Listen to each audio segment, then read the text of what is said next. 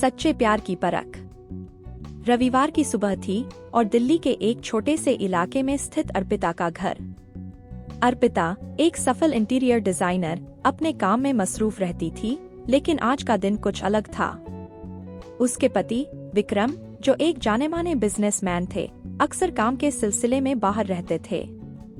लेकिन आज विक्रम घर पर थे और अर्पिता के मन में एक अजीब सी बेचैनी थी। अर्पिता ने किचन में जाकर चाय बनाई और विक्रम के पास आकर बैठ गई। विक्रम, मुझे तुमसे कुछ बात करनी है, उसने धीरे से कहा। विक्रम ने अखबार से नजरें हटाकर उसकी ओर देखा। हाँ, बोलो। तुम्हारे फोन पर जो मैसेज आते हैं वो मुझे कुछ ठीक नहीं लगते, अर्पिता ने संकोच से कहा। विक्रम ने गहरी सांस ली और बोला, अर्पिता, तुम जानती हो कि बिजनेस के सिलसिले में कई लोगों से बातें होती हैं। अर्पिता ने उसकी आंखों में देखा। मुझे लगता है कि तुम्हारे और सिम्मी के बीच कुछ चल रहा है। विक्रम ने नजरें चुराईं और बोला, अर्पिता, ये सब तुम्हारे मन का वहम है। सिम्मी मेरी पुरानी दोस्त है।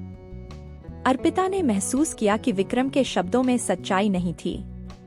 उसकी चिंता बढ़ती गई और उसने तय किया कि वह इस बात की तह तक जाएगी। कुछ दिनों बाद अर्पिता ने सिम्मी को कॉल किया और उसे चाय पर घर बुलाया।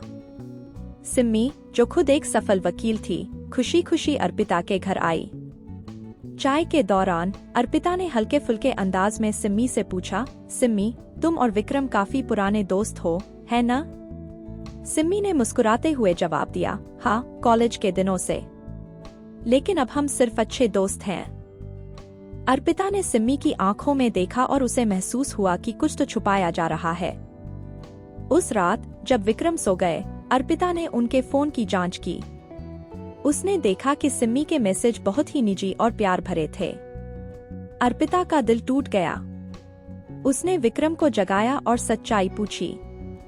विक्रम ने शुरुआत में मना किया, लेकिन फिर सच्चाई सामने आई।